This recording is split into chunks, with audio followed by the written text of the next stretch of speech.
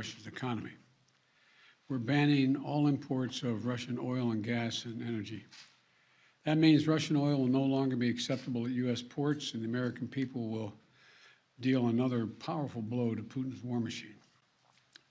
This is a move that has strong bipartisan support in the Congress and, I believe, in the country. Americans have rallied to support the Ukrainian people and made it clear we will not be part of subsidizing Putin's war. We made this decision in close consultation with our allies and our partners around the world, particularly in Europe, because a united response to Putin's aggression has been my overriding focus, to keep all NATO and all of the EU and our allies totally united. We're moving forward with this ban, understanding that many of our European allies and partners may not be in a position to join us. The United States produces far more oil domestically than all the European countries combined. In fact, we're a net exporter of energy. So we can take this step when others cannot. But we're working closely with Europe and our partners to develop a long-term strategy to reduce their dependence on Russian energy as well. Our teams are actively discussing how to make this happen, and today we remain united. We remain united in our purpose to keep pressure mounting on Putin and his war machine. This is a step that we're taking to inflict further pain on Putin, but there will be cost as well here in the United States. I said I would level with the American people from the beginning. And when I first spoke to this, I said defending freedom is going to cost. It's going to cost us as well in the United States. Republicans and Democrats understand that. Republicans and Democrats alike have been clear that we must do this. Over the last week, I've spoken with President Zelensky several times to hear from him about the situation on the ground and to consult and continue to consult with our European allies and about U.S. support for Ukraine and the Ukrainian people. Thus far, we've provided more than $1 billion in security assistance to Ukraine. Shipments of defensive weapons are arriving in Ukraine every day from the United States, and we, the United States, are the ones coordinating the delivery of our allies and partners of similar weapons, from Germany to Finland to the Netherlands. We're working that out. We're also providing humanitarian support for the Ukrainian people, both those still in Ukraine and those who have fled safely to a neighboring country. We're working with humanitarian organizations to surge tens of thousands of tons of food, water, and medical supplies into Ukraine, and with more on the way. Over the weekend, I sent Secretary Blinken to visit the border between Poland and Ukraine and to Moldova to see what the situation was firsthand and report back. General Milley, Chairman of the Joint Chiefs of Staff of our Defense Department, was also in Europe, meeting with his counterparts and allies on NATO's eastern flank to reassure them, those countries bordering Russia, NATO countries, that we will keep our NATO commitment, the sacred commitment of Article 5. The Vice President Harris is going to be traveling to meet with our allies in Poland and Romania later this week as well. I've made it clear that the United States will share in the responsibility of caring for the refugees so the costs do not fall entirely on the European countries bordering Ukraine. And yesterday I spoke with my counterparts in France, Germany, and the United Kingdom about Russia's escalating violence against Ukraine and the steps that we're going to take together with our allies and partners around the world to respond to this aggression. We are enforcing the most significant package of economic sanctions in history, and it's causing significant damage to Russia's economy. It has caused Russian economy to, frankly, crater. The Russian ruble is now down to 50%, by 50% since Putin's announced his war. 1 ruble is now worth less than 1 American penny. 1 ruble is less than 1 American penny. And preventing Russia's central bank from propping up the ruble and to keep its value up. They're not going to be able to do that now. We cut Russia's largest banks from the international financial system, and it has crippled their ability to do business with the rest of the world. In addition, we're choking off Russia's access to technology like semiconductors and sap its economic strength and weaken its military for years to come. Major companies are pulling out of Russia entirely. without even being asked, not by us. Over the weekend, Visa, MasterCard, American Express, they all suspended their services in Russia, all of them, joining a growing list of American and global companies from Ford to Nike to Apple. They've suspended their operations in Russia. The U.S. Stock Exchange has halted trading of many Russian securities. And the private sector is united against Russia's vicious war of choice. The U.S. Department of Justice has assembled a dedicated task force to go after the crimes of Russian oligarchs. And we're joining with our European allies to find and seize their yachts, their luxury apartments, their private jets, and all their ill-begotten gains to make sure that they share in the pain of Putin's war. These, by the way, are giant yachts. You've put some of them in your press. I mean, some of them are, I think I read one was over 400 feet long. I mean, this is worth hundreds of millions of dollars. The decision today is not without cost here at home.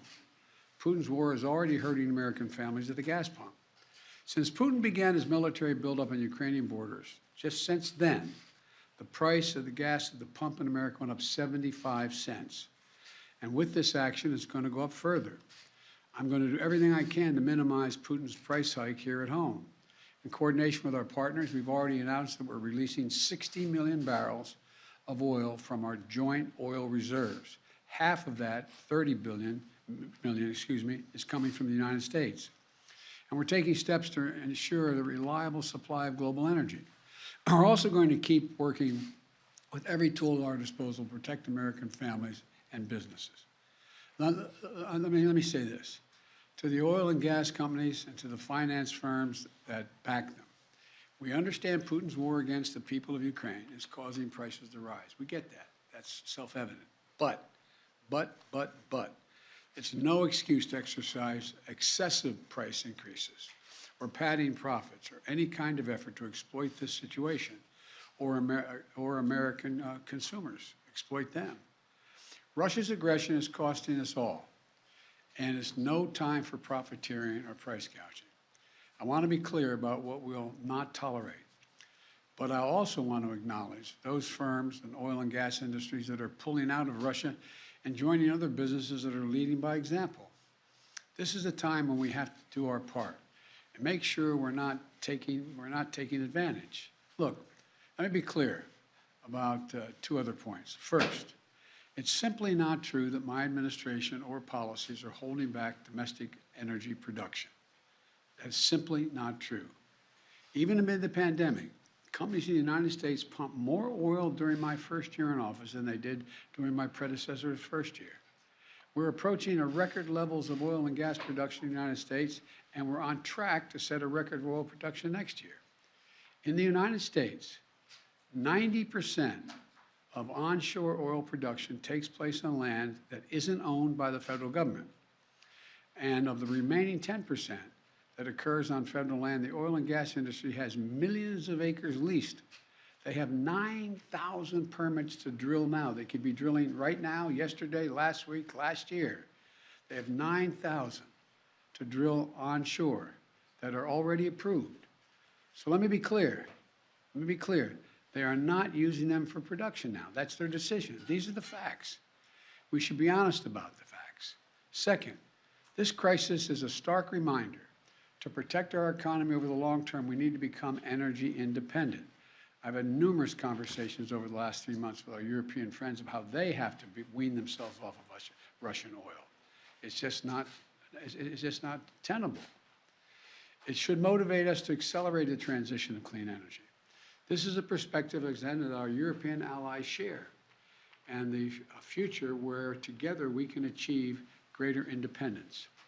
Loosening environmental regulations or pulling back clean energy investment will not lower energy prices for families. But transforming our economy to run on electric vehicles powered by clean energy with tax credits to help American families winterize their homes and use less energy, that will help. And if we do what we can, it will mean that no one has to worry about the price of the gas pump in the future. That'll mean tyrants like Putin won't be able to use fossil fuels as weapons against other nations. And it will make America a world leader, manufacturing and exporting clean energy technologies of the future to countries all around the world. This is the goal we should be racing toward. Over the last 2 weeks, the Ukrainian people have inspired the world, and I mean that in a literal sense. They've inspired the world with their bravery, their patriotism, their defiant determination to live free. Putin's war has caused enormous suffering and needless loss of life of women, children, everyone in Ukraine. Both Ukraine and, I might add, Russians. Ukrainian leaders, as well as leaders around the world, have repeatedly called for a ceasefire, for humanitarian relief, for real diplomacy. But Putin seems determined to continue on his murderous path, no matter the cost. Putin's now targeting cities and has been targeting cities and civilians, schools, hospitals, apartment buildings.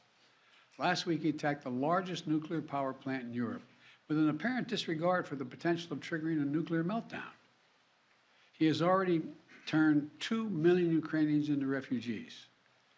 Russia may continue to grind out its advance at a horrible price, but this much is already clear. Ukraine will never be a victory for Putin. Putin may be able to take a city, but he'll never be able to hold the country. And if we do not respond to Putin's assault on global peace and stability today, the cost of freedom and to the American people will be even greater tomorrow. So we're going to continue to support the brave Ukrainian people as they fight for their country. And I call on Congress to pass the $12 billion Ukraine assistance package that I have asked them for of late. Ukrainian people are demonstrating by their physical courage that they are not about to just let Putin take what he wants. That's clear. They'll defend their freedom, their democracy, their lives. And we're going to keep providing security assistance, economic assistance, and humanitarian assistance. We're going to support them against tyranny, oppression, violent acts of subjugation. People everywhere, and I think it's maybe even surprised some of you all, people everywhere are speaking up for freedom. And when the history of this war is written, Putin's war on Ukraine will have left Russia weaker and the rest of the world stronger. May God bless all those heroes in Ukraine. And now I'm off to Texas. Thank you very, very much. I know there's a lot of questions. I know there's a lot of questions, but there's a lot more that has to be made clear, and I'm going to hold on that until we get more information. Thank you. Appreciate it.